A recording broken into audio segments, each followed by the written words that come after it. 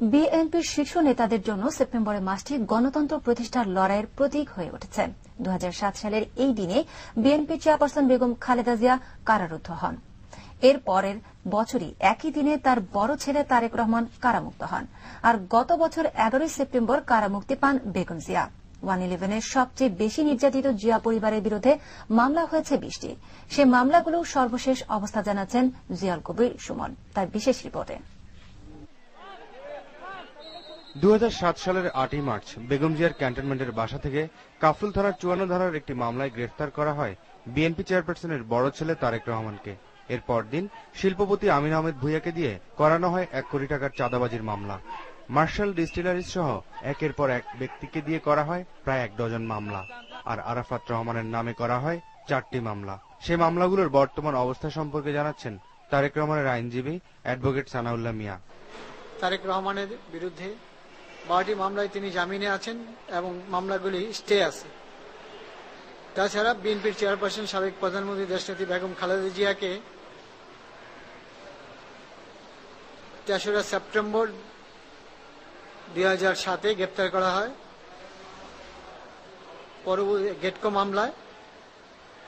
এরপর আরো 3টি মামলা দিয়েছে নাইকো, বড়পুকুরি এবং জিয়া অরফেনেজ।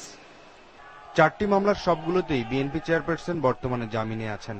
তার আইনজীবী জানালেন, সরকারি দলের নেতাদের মামলা প্রত্যাহার হলেও খালেদা জিয়া সহ এই পরিবারের সদস্যের মামলা প্রত্যাহার না হওয়া দুঃখজনক। জিয়া পরিবারের সম্পত্তি প্রকৃতপক্ষেই খুব বেশি নেই বলে জানান আইনজীবী অ্যাডভোকেট আহমেদ আজম খান। জিয়া পরিবারের ভাবমূর্তি ক্ষুণ্ণ করবার জন্য যে মামলাগুলো হয়েছে, এই মামলাগুলো বর্তমান প্রধানমন্ত্রী শেখ হাসিনার মামলাগুলো যেভাবে প্রত্যাহারের প্রক্রিয়া শুরু হয়েছে, একইভাবে এই মামলাগুলো প্রত্যাহার করা হবে। কিন্তু অত্যন্ত দুঃখজনক যে প্রত্যাহার তো করা হচ্ছেই না, বরং জিয়া অরফানেজ ট্রাস্টের মামলা চার্জশিট দেওয়া হয়েছে।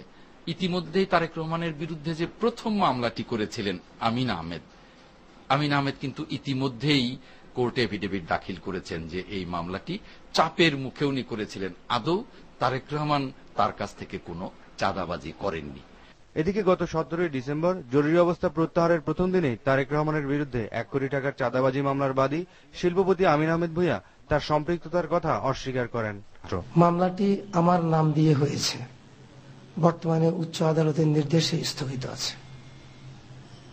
ওই বিভীষিকাময় মুহূর্তটি আমি সামনে আনতে চাই না। সব মিলিয়ে মামলার ভারে জর্জরিত এখন জিয়া পরিবারের প্রধান 3 সদস্য। তার আইনজীবীদের প্রত্যাশা, ন্যায় বিচার, গণতন্ত্র ও শক্তিশালী বিরোধী দল গঠনের স্বার্থে সরকার জিয়া পরিবারের মামলাগুলো প্রত্যাহার করে নেবে। জিয়াউল কবির সুমন, দিগন্ত টেলিভিশন, ঢাকা।